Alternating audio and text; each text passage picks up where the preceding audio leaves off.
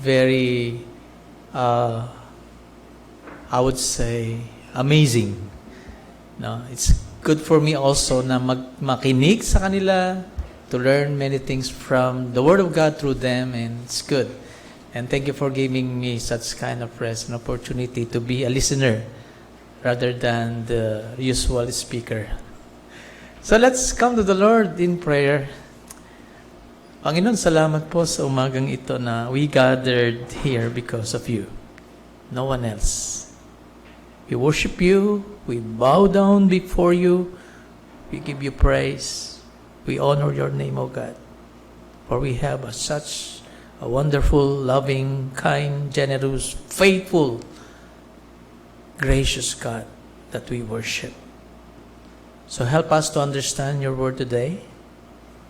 Use me as your instruments, your channel of blessing, so that your people, every one of us, even those who are outside the church, who are now listening, will be able also to comprehend this amazing work of your love and grace. To such a man, thank you so much, O Lord. In Jesus' name, amen. So the title of today's sermon is Demonic Depraved Delivered Dispatch. It's about the case of the Gerasene demoniac.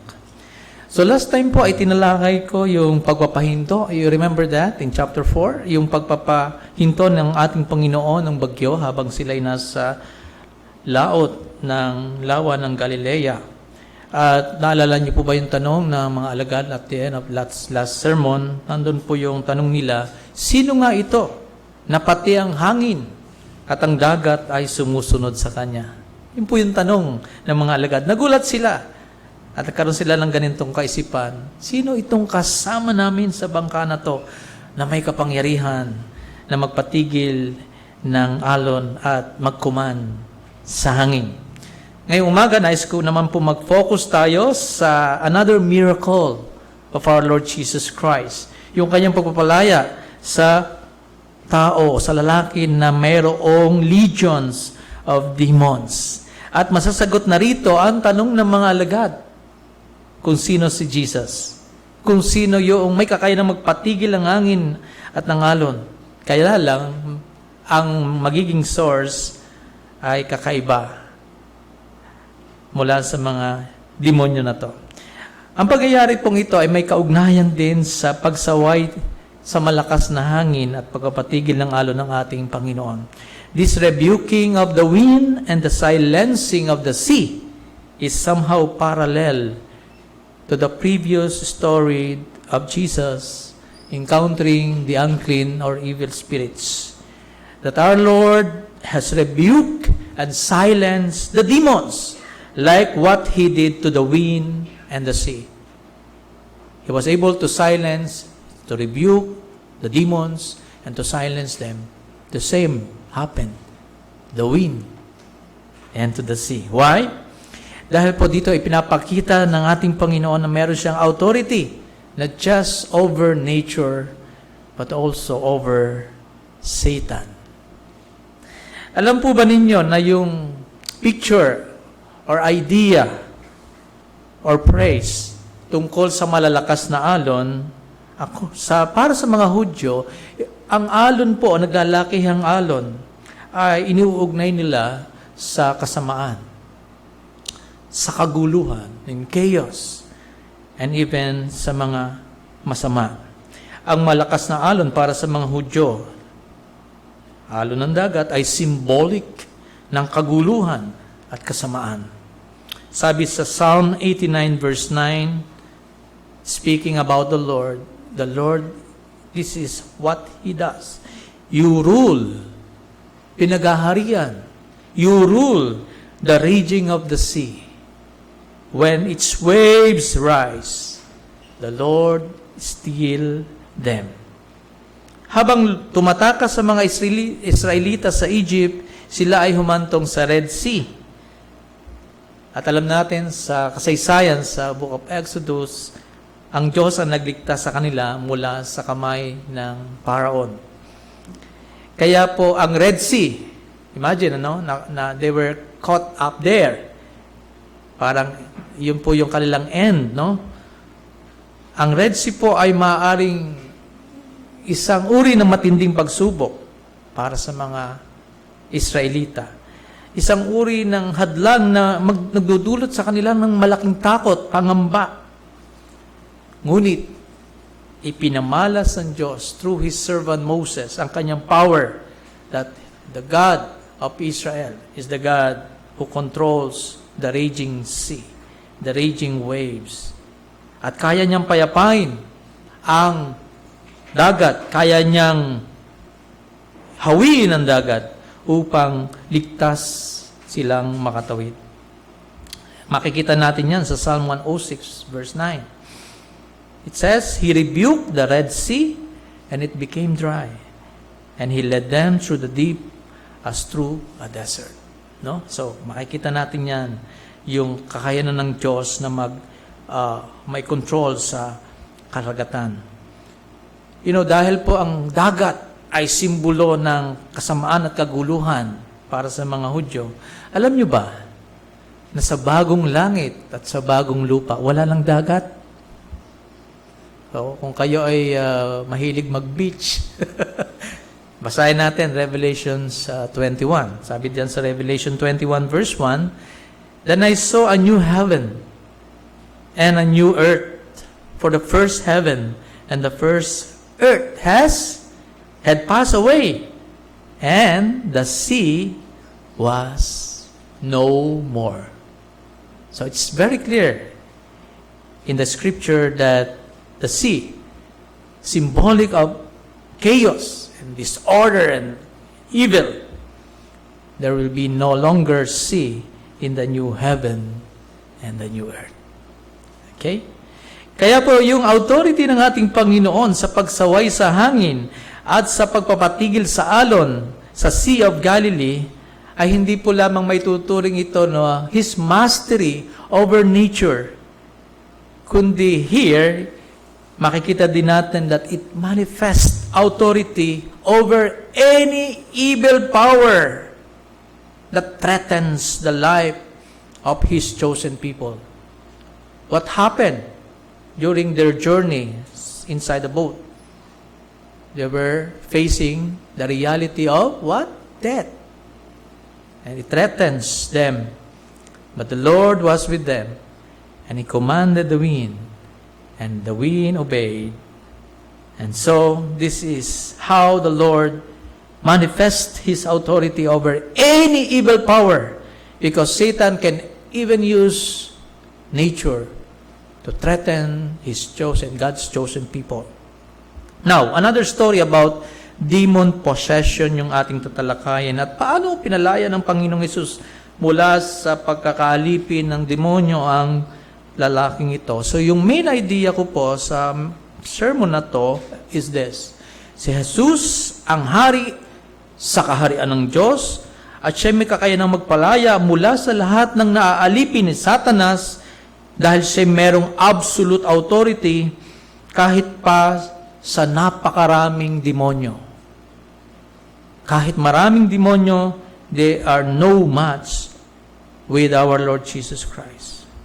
Mayroon pong tatlong bahagi sa istorya ni Mark tungkol sa pagpapalayang ito ni Jesus sa taong inaalihan ng mga demonyo. Una, ang konfrontasyon ni Jesus sa demonyo. Jesus' confrontation with the demon. Pangalawa, yung kapangyarihan ni Jesus laban sa demonyo. Yung kanyang power, His power over the demons. And then yung last, ang kautusan ni Jesus sa lalaking kanyang pinalaya. The command of Jesus to the man who has been set free from demonic oppression.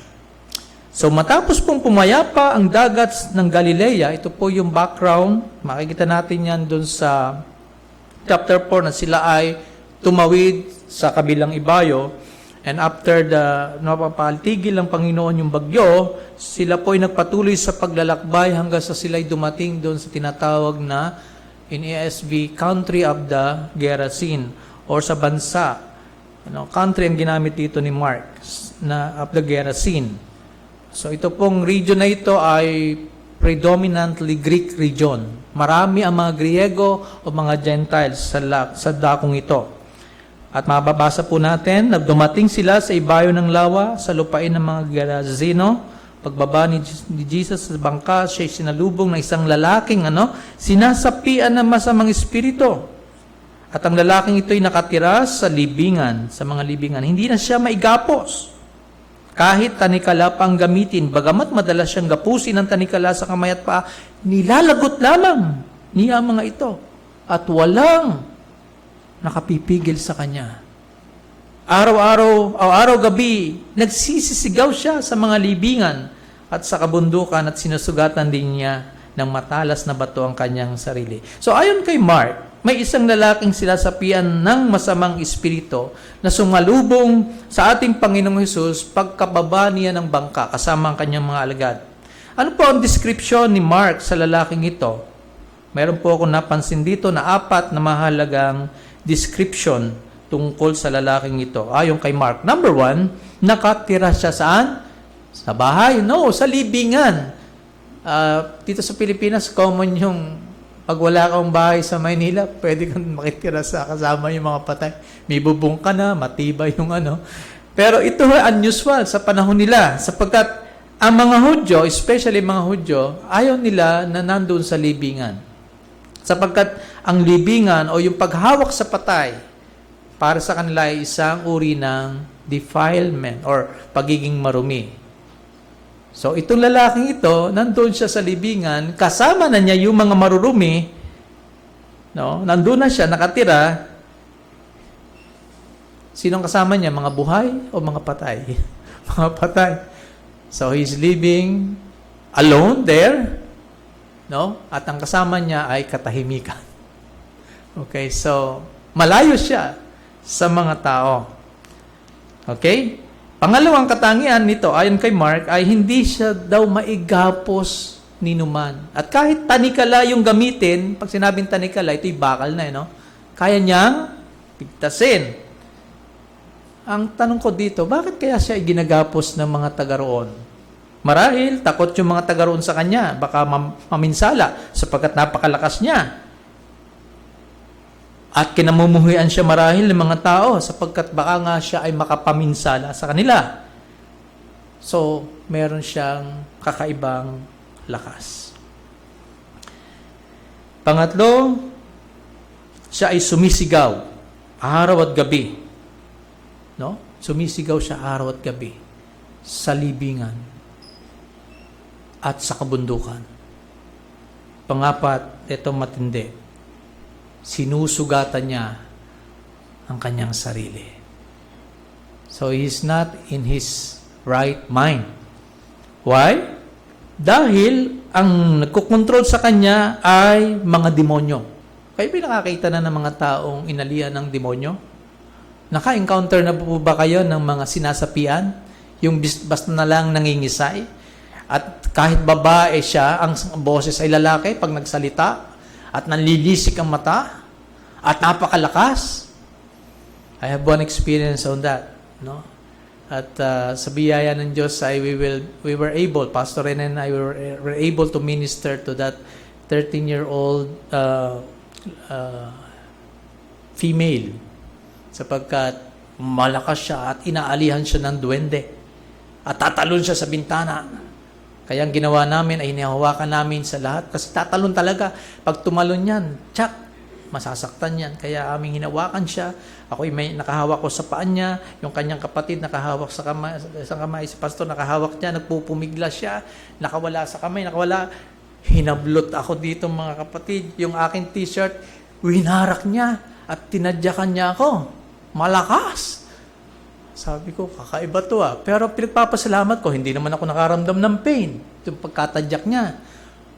Kaya naman kami, sabi ni Pastor Rene, sa ngalan ni Jesus, ang diablo ay lalayas. In the name of Jesus. So he commanded the demon to flee. At bumaya pa naman yung bata at hindi na tumalon sa bintana. So meron po kami mga ganyang encounter, lalo sa probinsya siguro. Dito sa Manila, hindi masyado. Pero pag nasa probinsya kayo, lalo pagka Biyernes Santo, nandiyan na yung mga anting-anting, mga albularyo, mga encantador, yan po ay talagang nangyayari. So, pero itong lalaking ito sa ating binasa ay napakakaiba, no? At kakaiba siya kumpara doon sa mga unang nabasa natin sa Mark chapter 1 na meron ding demonyo. Hindi sila agresibo. Katulad sa chapter 1, verse 23 to 24. Sa loob ng sinagoga, meron din doong merong sapi. But that man is not aggressive like this one. Mas malakas ito at talaga nagtatangka na siya ay saktan ng sarili. Sabi ng mga theologian, he is trying to commit suicide.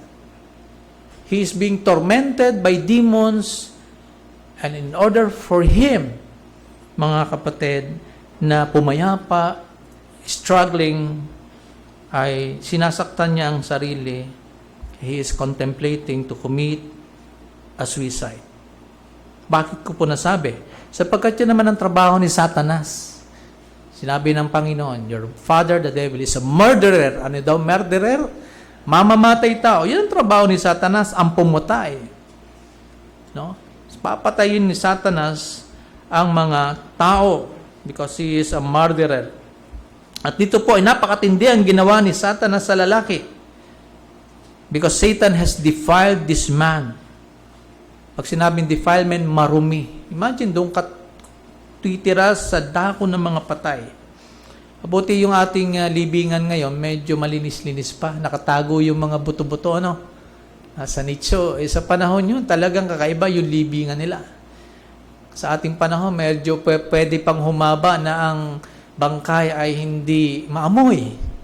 Sa panahon nila, meron din, pero kakaiba ang maaaring maging amoy ng mga bangkay noon. So, makikita natin na naging marumi siya, nakatira sa lugar na marumi, sa mga libingan, at ang sino mang makihalubilo sa kanya, lalo na kung Hudyo, ano mangyayari? Magiging marumi din ang sino mang makikihalubilo sa kanya. Pero ang ating Panginoon, siya ba ay umiwas? Nagiba ng daan? Nakita niya yung lalaki, sinalubong siya mismo. Umiwas ba ating Panginoon? Teka, ganun ba Panginoon? Hindi po. Makikita natin na pagsalubong ng lalaki sa ating Panginoon, nandun na po ang pagnanais ng Panginoon na siya ay i-minister or paglingkuran. Dahil kailanman, ang ating Panginoon ay hindi maaaring marumihan ng anuman.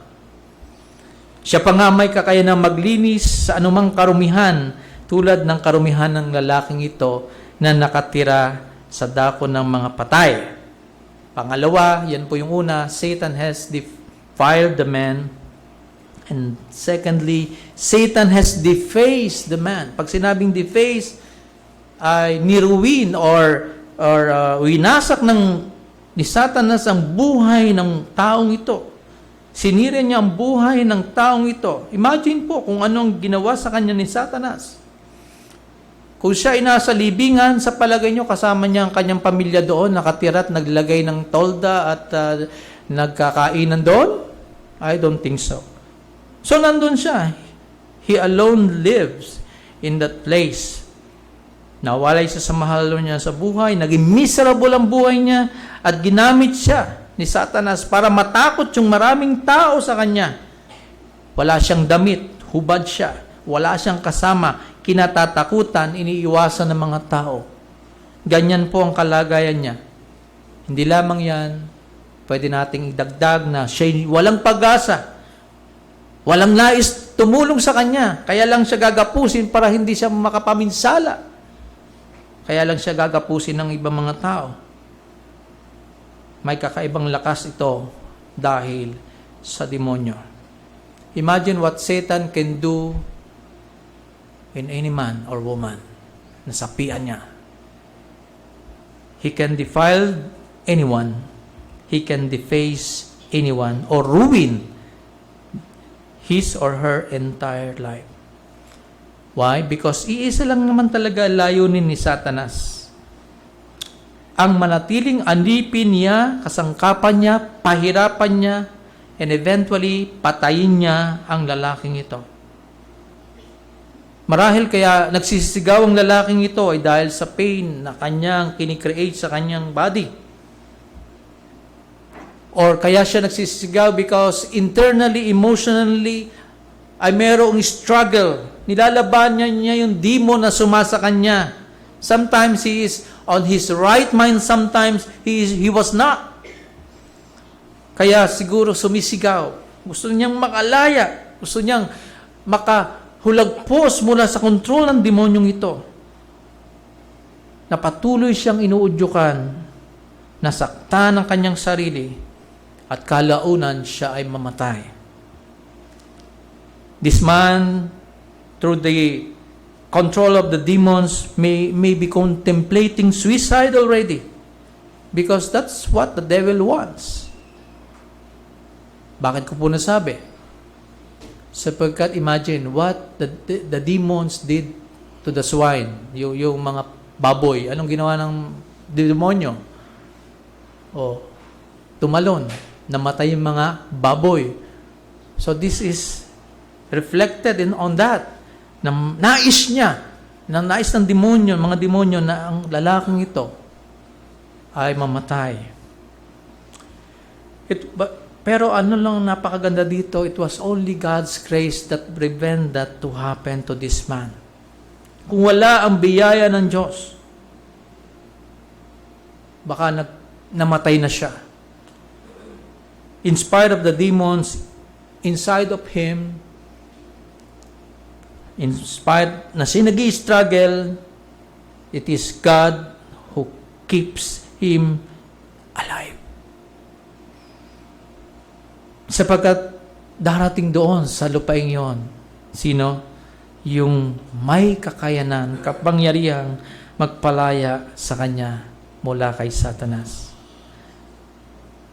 We could picture this, that this man's situation is one that is so hopeless. Hopeless. No one cares for him. Only the demons, no? Hopeless. But when he meets our Lord, doon na po nagsimula ang pagbabago sa buhay niya. And that is my second point. Here, makikita natin kung paano ang kapangyarihan ng Panginoong Hesus ay nahayag. Let us read verse 6 to 10. Malayo pa'y natanaw na nito si Jesus. Patakbo itong lumapit at lumuhod sa harapan niya. Sumigaw siya ng malakas, Jesus, anak ng kataas-taasang Diyos, bakit mo ako pinapakialaman? Ipangako mo sa pangalan ng Diyos na hindi mo ako pahihirapan. Sa verse 8, sinabi niya ito sapagkat iniutos ni Jesus, masamang espiritu, lumabas ka sa taong ito. Verse 9, tinanong siya ni Jesus, ano ang pangalan mo? Batalyon, sapagkat marami kami, tugon niya. Sa verse 10, at nakikiusap siya kay Jesus na huwag silang palayasin sa lugar na yon. So, nandoon talaga yung kapangyarihan ng Panginoong Hesukristo, no? Na subject sa kanya ang mga demonyong ito. Now, gaano karami yung demonyo na nasumapi sa lalaking ito? Legion or batalyon. Sa konteksto ng mga sundalong Romano, ang isang batalyon ng sundalo ay nasa mga 6,000. Imagine that, ano? Around 6,000 ang isang batalyon ng sundalo ng Roman army. So, ibig sabihin, napakarami. And makikita natin na ilan ng mga baboy na pinatay ng demonyo, nahulog sa bangin at nahulog sa dagat. 2,000. Ganong karami ang sumapi sa lalaking ito. That's why he was very, very strong. Unusual yung kanyang strength, mga kapatid. At sabi doon sa verse 11, doon naman sa libis ng bundok ay may malaking kawan ng mga baboy na nagsisikain. This is common doon sa mga dako na kung saan mas marami ang mga Gentiles. Because alam naman natin ng mga Hudyo, hindi sila nag-aalaga ng baboy para kainin at ibenta sa palengke. No? Bakit? Sapagkat ang baboy sa Old Testament ay itinuturing ng Diyos na marumi at ipinagbabawal na kainin ng mga Israelita. Pero ngayon, para masarap ang baboy. Diba? Kasi nilinis na naman ng Panginoon, no? Diba? Anyway, para sa mga nag-aalaga ng baboy doon, yun, sa halip na tupa, mas marami ang inaalagaan nilang baboy. Okay? At makikita natin na yung mga baboy na yan, nung pahintulutan ng ating Panginoon, ang mga demonyo na lumabas sa lalaki at lumipat sa mga baboy, anong ginawa ng mga demonyo? Nagtakbuhan sa gilid ng matarik na bangin ng mga baboy na nandoon ng mga demonyo hanggang sa mahulog ang mga ito doon sa lawa at nalunod. So imagine, no? Nagtatalunan sila. Makikita natin yung pagpoprotekta ng Diyos sa lalaking ito. What was the difference between these animals, this pig and the man? Diba? Ang tao ay nilikha ng Diyos ayon sa kanyang wangis at larawan. We were created differently mula sa mga hayop na yan. No? Kaya makikita natin, mga kapatid, yung kakaibang ginawa ng lalaking ito.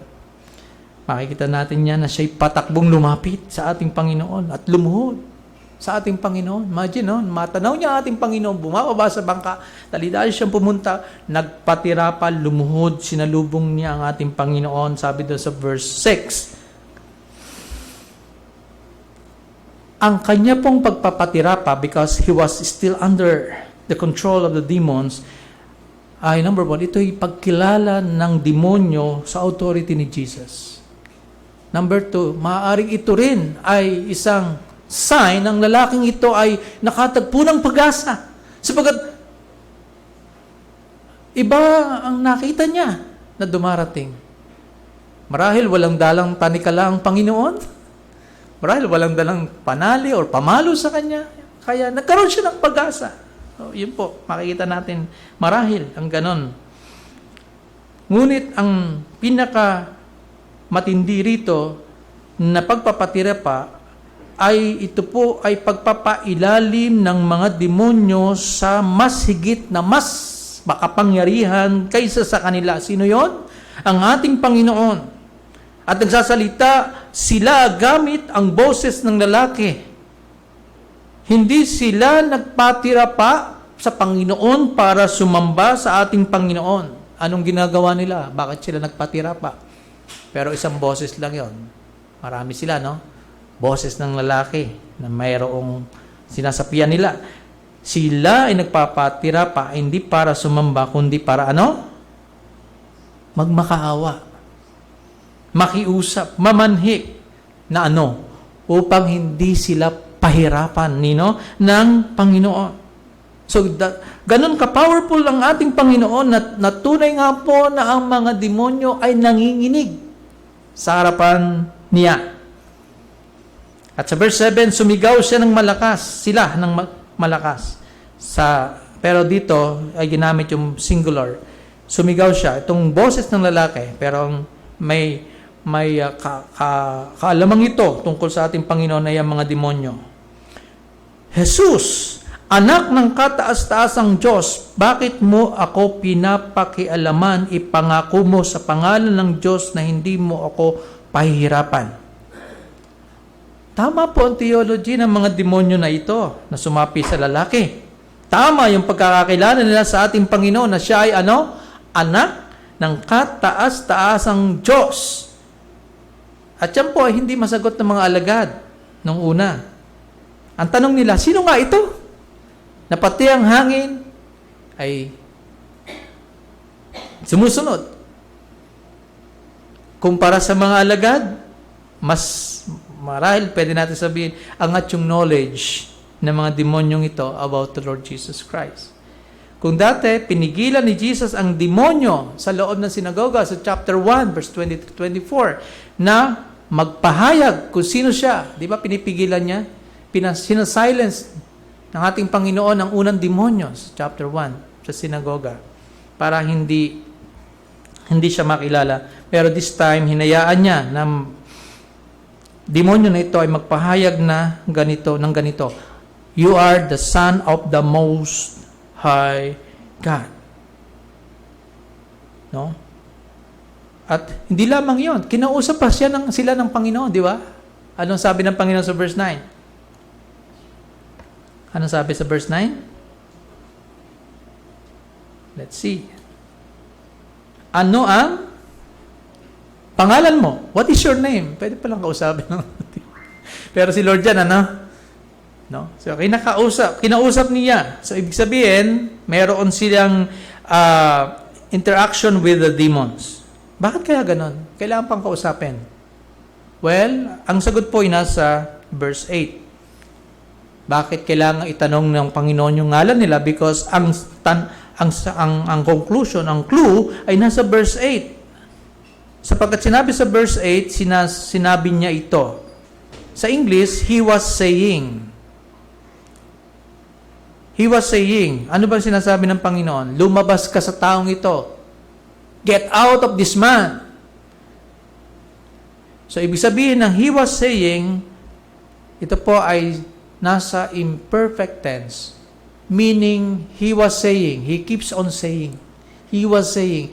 Meaning, hindi lamang isang beses na sinabihan ni Jesus na lumabas sila sa lalaking ito, they resist. Ayaw nila. Ayaw nilang lumabas. Ayaw nilang lumayo sa lupain na yan. That's why kinakailangan muling ulitin ng ating Panginoon at ikuman sila na itong mga demonyo na ito ay kinakailangang lumabas mula sa lalaking ito.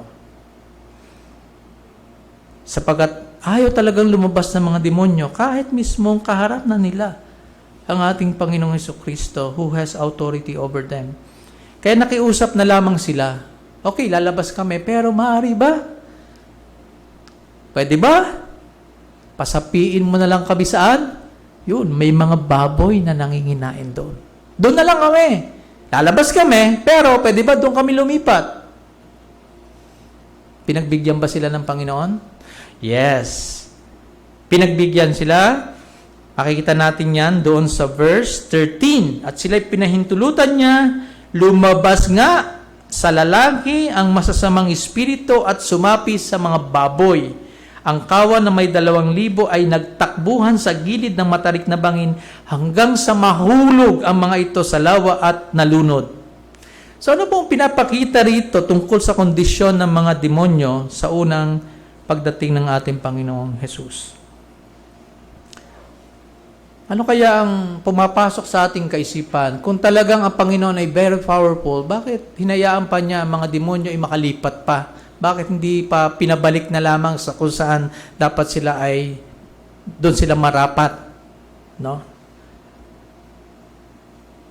Dahil sila ay pinayagan ni Jesus na sumapi sa mga baboy, ipinapakita po rito na hindi pagganap ang parusa sa kanila ng Diyos. Parang sa kalagayan natin mga mananampalataya, hindi pa tayo ganap na ligtas. Ligtas tayo, inililigtas at maliligtas. Ang ganap nating kaligtasan ay kailan? Pag tayo nasa langit na sa piling ng Diyos. Ano? The same applies to the realm of the demons and of Satan. The first coming of Jesus was not the time of the complete and final judgment of the demonic realm. Hindi pa yung, ang unang pagdating ng Panginoong Jesucristo ay hindi po yun ang final na oras o panahon na itinakda para ang mga demonyo na to, si Satanas, ay lubusan na po talagang makontrol. Kailan yung mangyayari? Sa huling paghuhukom, si Satanas kasama ng mga false prophets ay ibubulid sa lawa ng naglalagablab na apoy. So, hindi pa. Nandito pa rin si Satanas. Sapagkat kung wala rito si Satanas, maganda na sana ang takbo ng Pilipinas. Di ba? Anong buong mundo? Eh, kaso nandito pa. Tayo, kaaway natin yan, no? Pero, Yun po ang makikita natin. So sa version ni Matthew, na parehas, ang ginamit lang na place ay Gadarin, no? Gadareno. Sa verse 29 ng chapter 8, the same story. And behold, they cried out, itong mga demonyo, ay sumisigaw, what have you to do with us? Anong pakialam mo sa amin? O Son of God. Pansinin yung kay Matthew's version. Have you come here to torment us before the time? Doon sa Book of Mark, walang ganon. Pero kay Matthew, klarong-klaro, sabi ng mga demonyo sa ating Panginoon, naparito ka na ba para kami ay parusahan bago ang takdang panahon? So alam ng mga demonyo that there will be a final judgment for them. A day of torment para sa kanila. Alam nila kung saan sila hahantong. No? Alam nila yon. Pero kumpara sa napakaraming tao ngayon, mga kapatid, maraming tao ngayon, hindi nila nalalaman kung sila ba'y papuntang impyerno o sila ay papunta sa piling ng ating Panginoon. Pero alam ng mga demonyo kung saan sila marapat.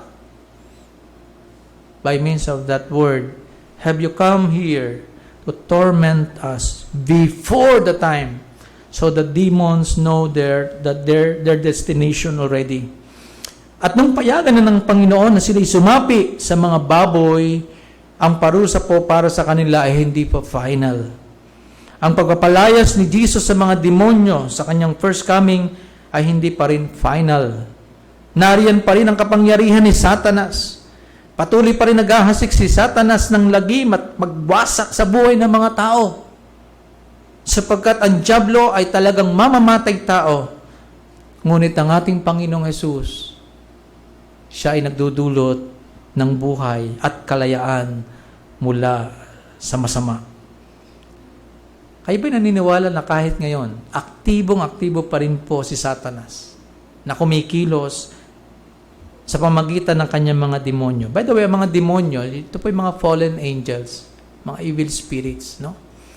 At si Satanas ang kanilang hepe, commanding officer, So, kayo ba'y naniniwala na ang mga galamay ni Satanas, mga demonyo ay aktibo pa rin na nagwawasak ng buhay ng mga tao? Sila po ay may matindi pa rin kapangyarihan. They were fallen angels. They were evil spirits. At sa pamagitan ng aktibong ginagawa nila na pumatay at magwasak at mandaya sa mga tao, patuloy po na may mga taong naging wasak ang buhay sa ating panahon dahil sa kagawan ng mga demonyo sa ilalim ng panguna ni Satanas. Sino sa inyo ang dati ay naniniwala sa horoscope? Sino sa inyo ang nagpa-practice ng spirit of the glass?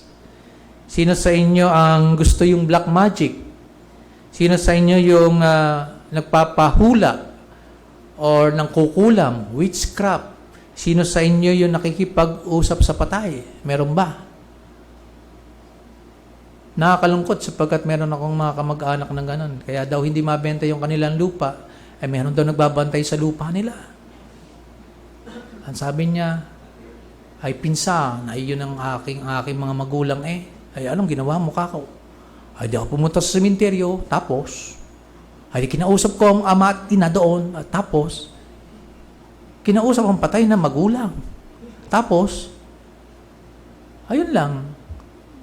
Bakit ngayon, hanggang ngayon, di pa mabenta yung lupa na So may mga ganun po. I mean, that's how Satan works.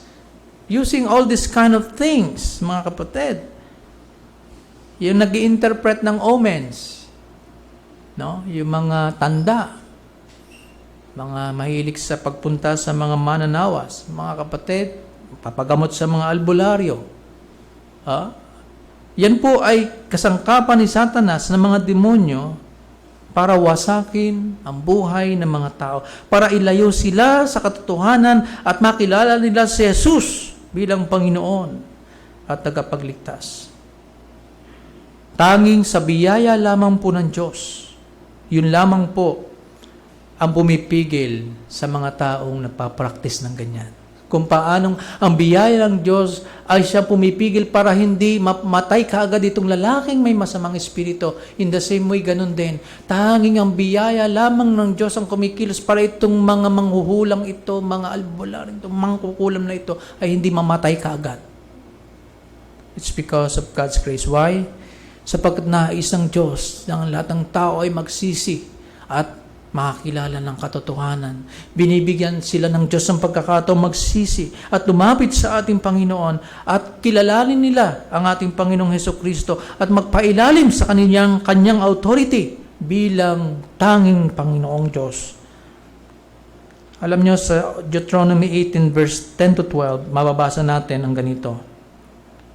Sabi ng Panginoon sa mga Israelita, sino man sa inyo huwag magsusunog ng kanyang anak bilang handog. Huwag kayong manghuhula.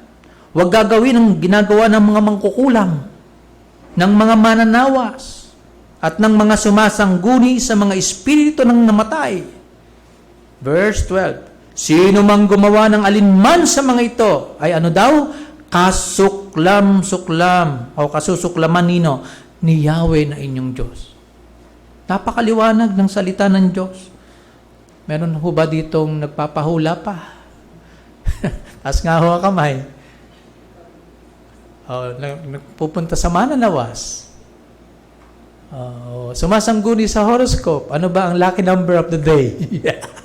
Matayan nga sa wedding. Anyway, wala na sanang ganon sapagkat yan po ay bagay na kasuklam-suklam sa Diyos. Ang ating tiwala dapat ay sa Panginoon natin. Walang intensyon si Satanas kundi ang magwasak at pumatay.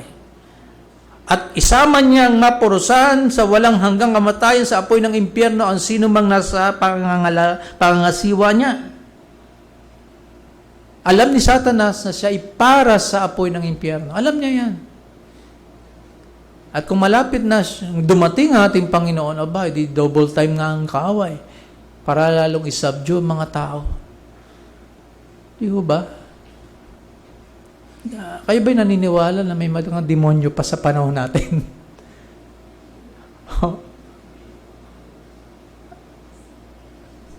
May masama pa bang espiritu sa panahon natin? Nasa kabila tayo moderno na mayroong science, technology, parang napaka-luma na ang kaisipan yan.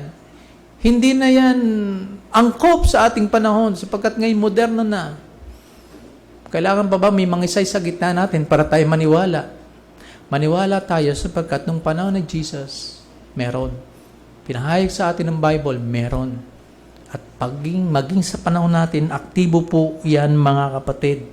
Sapagkat sila'y demonyo na hindi natin nakikita. Why? Because they were spirit being. Okay? Huwag naman ninyong hanapin ang demonyo. Baka naman paglabas niyo ng ating church, maghahanap kayo ng demonyo. Lumabas ka! In Jesus' name. Huwag naman hong ganon.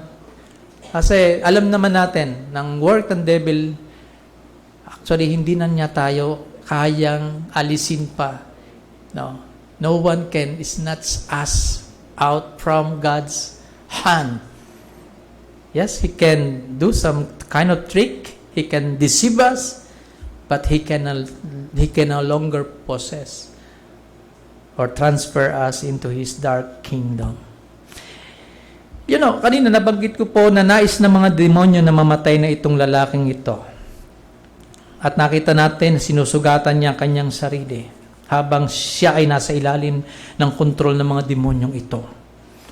So, ipinapakita rito na iyon talaga ang kanilang plano para sa kanya, na siya ay mamatay. At nakita nga natin yung mga baboy nag-suicide. Teka muna, ang mga baboy ba may kakayanang i-resist ang mga demonyo? Palagay ko wala. Pero yung tao, palagay ko nagre-resist. Sometimes he is on his right mind. Sometimes he was very much controlled by them, the demons. Sino pa ba pumatay sa mga baboy? Si Jesus ba? No. Sino? Ang mga demonyo, of course.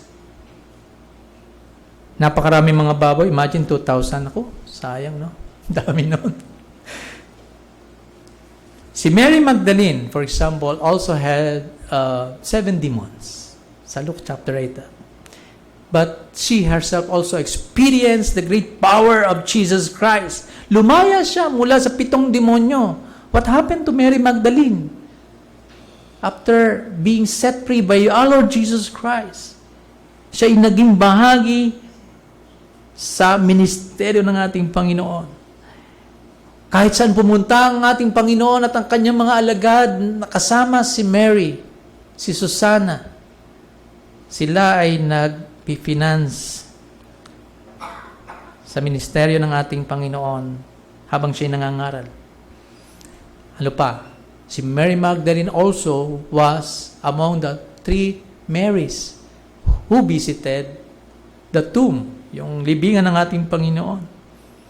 No? Napakaganda ng ginawa ng Panginoon sa kanya. From being enslaved by demons, 7 Tapos ngayon, bilang servant na sa ating Panginoon. This is what the Lord Jesus Christ can do to anyone na aabutin ng ating Panginoon. Kaya I believe po, mga kapatid, merong purpose ang Lord bakit siya napunta dito sa country of Gerasene, di ba? Para dito sa taong ito na inaalihan ng mga demonyo. Nais ng Panginoong Hesus na lumaya ang taong ito. At hindi lamang yan. Nais ng Panginoong Hesus na pagkatapos niyang lumaya mula sa pagkakaalipin ni Satanas, siya man ay magiging katulad ni Maria Magdalena na susunod kay Jesus, maglilingkod kay Jesus, magpapahayag tungkol sa kabutihan ni Jesus.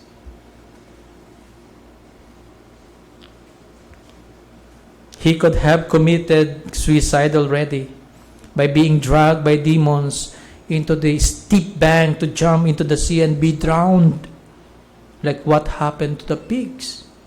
But because of God's great mercy on him, because of God's grace, again, it did not happen to him. Now we know that this man, like us, did not seek for Jesus Christ. Siya ba yung naghanap kay Jesus Christ during his troubled life and times? He wasn't the one who sought for Jesus, given the fact that the demons were the ones in control of his whole being. We also know for a fact that this man, aside from being a demoniac, is like us, also a sinner, like everyone else. And as a sinner, he will not for sure seek after Jesus. Because like us, before we come to Christ and be saved, we have no power to come to the Lord on our own. We need divine power para tayo lumapit sa ating Panginoon. Para manampalataya sa Kanya. In fact, it was Jesus who came to where He is. Why? Because I believe that this Gerasene demoniac also belong to the sheepfold of Jesus.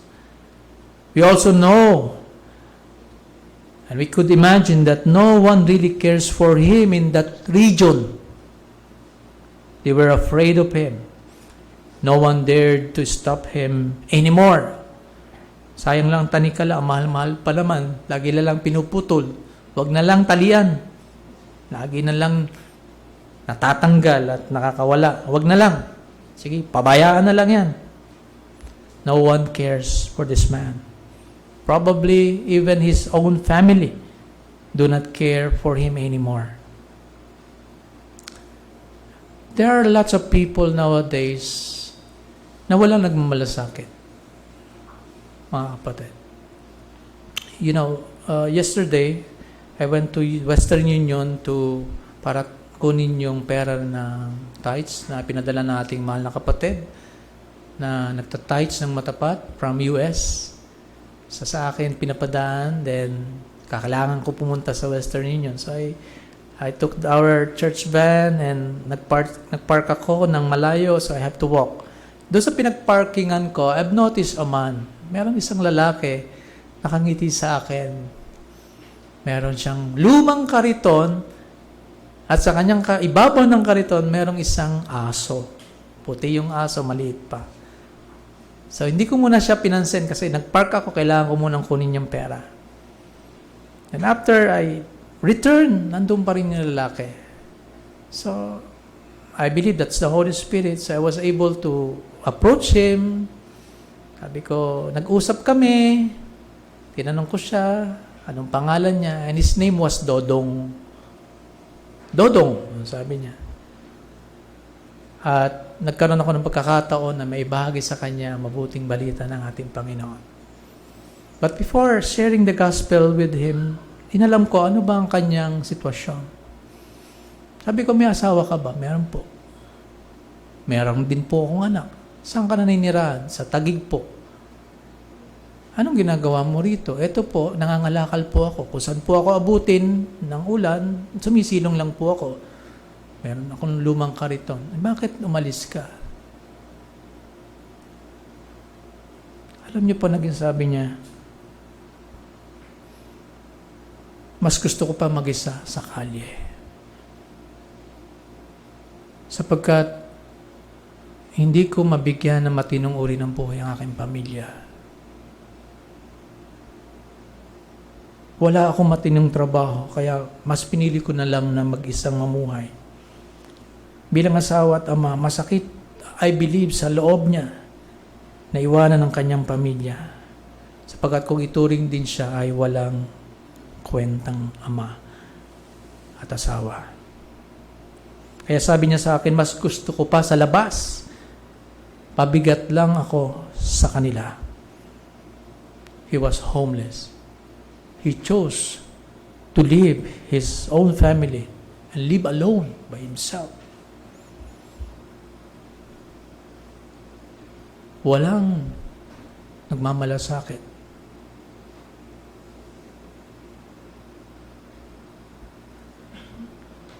So, inabutan ko siya ng konting halaga. Sabi ko, pambili mo ng pagkain. Can we just pray? Sabi ko, I would like to pray for you. Because yung suffering na meron ka ay hindi may hahambing sa suffering na maaari mong danasin kung wala si Jesus sa buhay mo. You suffered here on earth. I suffered also here on earth. Everybody suffers. And that's part of it, our life. Pero merong isang buhay na naghihintay para sa sino mang tao mananampalataya sa ating Panginoong Jesucristo. And then, nung ako ilalabas na, papasok na ako sa highway, inalalayan niya. Siya rin nagtatraffic. Kasi mahaba po yung sasakyan ng church. Hindi na po ako masyadong mahusay pagka mahaba-haba. Siya na po yung malalay. Merong mga ganyan tao sa ating panahon na walang pumapansin. And the Lord Jesus Christ also would like them to know about Him para maligtas din sila. But who will dare?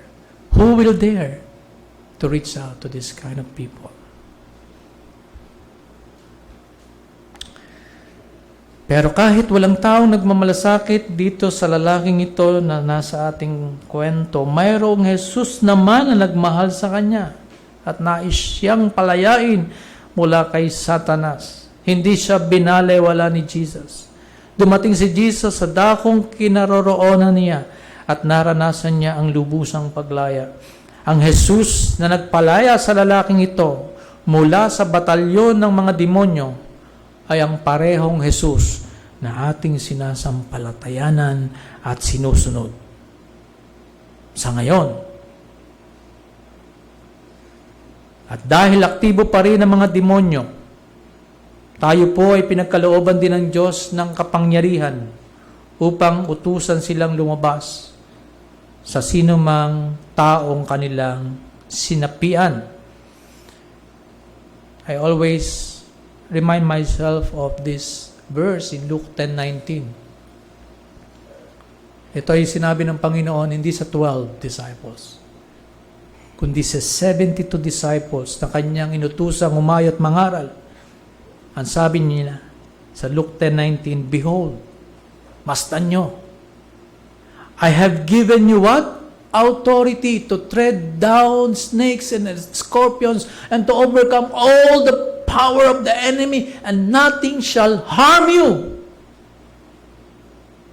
So, yun po yung pangako sa kanila. And I believe that also applies to us. Because the demons are still active today. Right?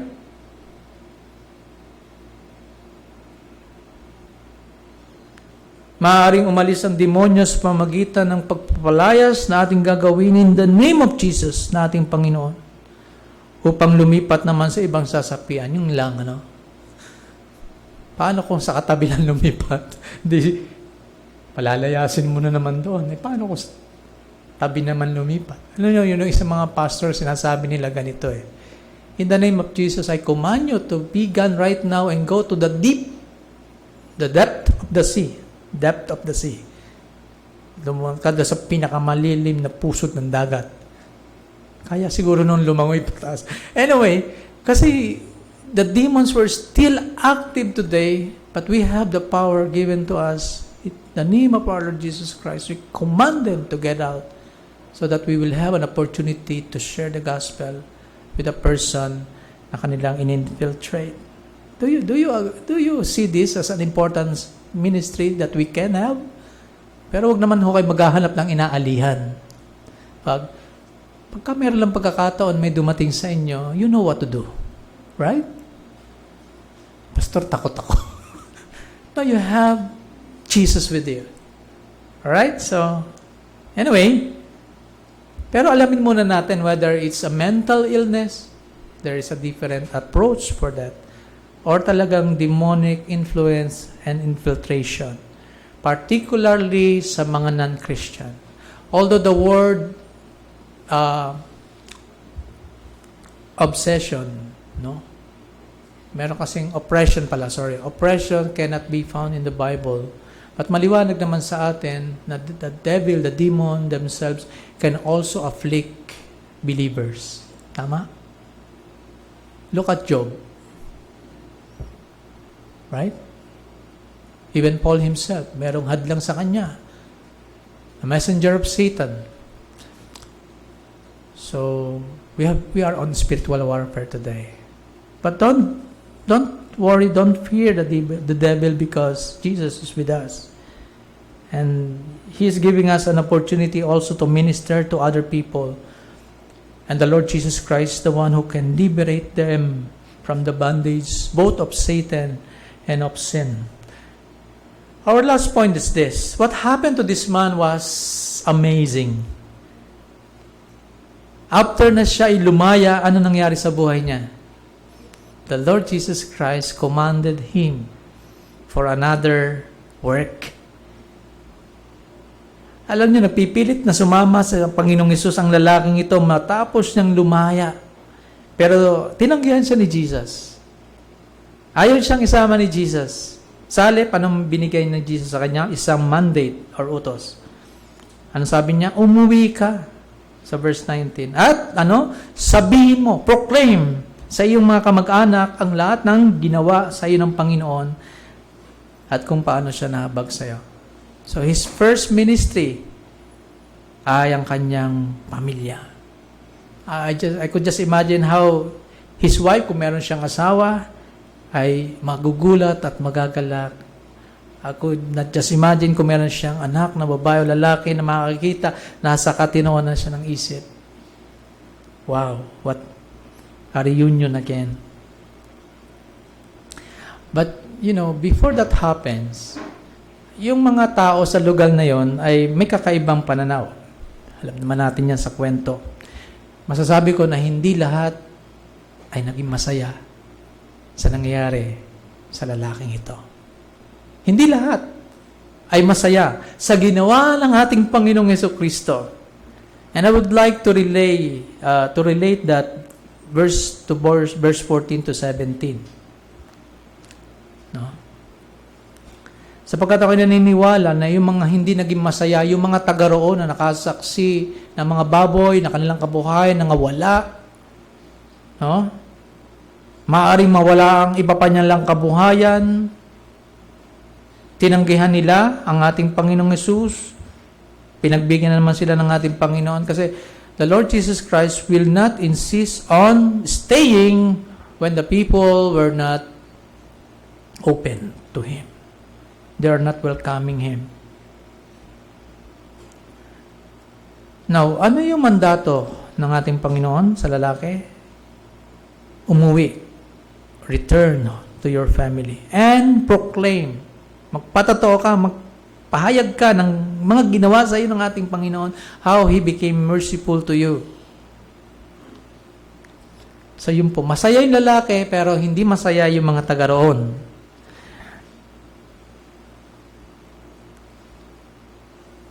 Yung mga hindi masaya na mga taga roon dahil sa nangyari sa kanilang mga baboy, sila po yung magiging mission field ng lalaking ito. Tama ba? Anong sabi sa verse 16? Sa verse 20, sorry. Anong sabi sa verse 20? Mabasa natin sa verse 20 na umalis ang lalaki at pinamalita sa buong Decapolis. Pag sinabing Decapolis, ang tawag po sa yan po, Deca means 10, Polis means city. So, 10 cities yan. So, maraming syudad. 10 syudad. Decapolis. Predominantly Gentile po yan, mga Griego. So, ipinahayag niya sa 10 syudad. Ang alin? Yung ginawa ng Diyos sa kanya, ng ating Panginoong Jesucristo. So, naging witness siya. Nag-testify siya. Kayo ba mayroong patotoo sa ginawa ng Panginoong Hesus sa buhay niyo? O wala? Ang ganda yung tayo nagpapatotoo. Ito yung ginawa sa akin ng Panginoong Diyos. Ito yung kanyang kabutihan na aking naranasan sa aking buhay. Kung hindi dahil sa ating Panginoon, hindi ko ma-achieve ang mga bagay na to. Wala ako sa kalagayan ngayong katulad nito kung hindi dahil sa ating Panginoon. Higit sa lahat, hindi ako mapapatawad sa aking mga kasalanan at wala akong kapayapaan sa buhay na ito kung hindi dahil sa ating Panginoon. Ang dati, may mga taong ayaw sa Kanya. Pero si Jesus, ayaw din ni Jesus na umalis siya sa lugar na yon na walang witness tungkol sa Kanya. Yes, He will leave the place, but He left this man to become His witness.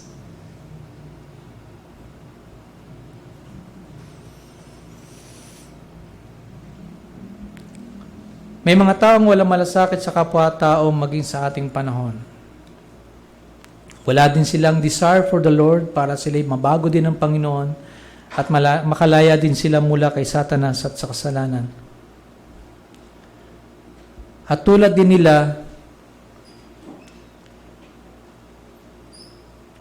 nila, mga kapatid,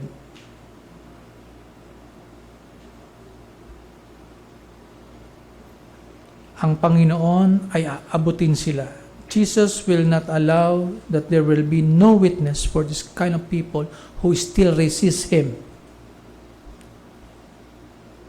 These people in this place, they were not happy with what they saw. Natakot sila, na-threaten sila ng kapangyarihan ng ating Panginoon. Na-threaten ni Jesus ang kanilang kabuhayan. Kaya nakiusap sila na umalis ang Panginoon sa lupain nila. At baka may gawin pangkakaiba si Jesus. Tama na yung pagkalunod, pagkawala ng kanilang mga alagang baboy at wala nang dapat maganap pa. Kaya hindi nag-stay ang ating Panginoon sa kanila. Dahil what? Aayaw nila sa Kanya. Pero again, dahil gusto rin silang maabot ng Panginoon, meron siyang witness, itong lalaking ito na pinagaling niya. Mayroon siyang malaking malasakit. Sabi po ni Dr. Daniel Akin sa kanyang Exalting Jesus Commentary on Mark, he said, and I quote, the Gerasene might not have wanted Jesus, but Jesus still wanted them. Ganda, no? Maaaring ayaw nila kay Jesus, itong mga taga-Gerasene na to. But Jesus still wanted them. And He would not leave them without a witness. Yan po yung sabi ni Daniel Akin sa kanyang commentary. So mula sa pagiging alipin ni Satanas tungo sa pagiging alipin ni Jesus, tagapagbalita ni Jesus, this man became Jesus' witness to the people of that region, to the 10 cities. And he saturated these cities with what God has done in his life. And I believe also he shared about who Jesus was to him. Na bagong buhay niya.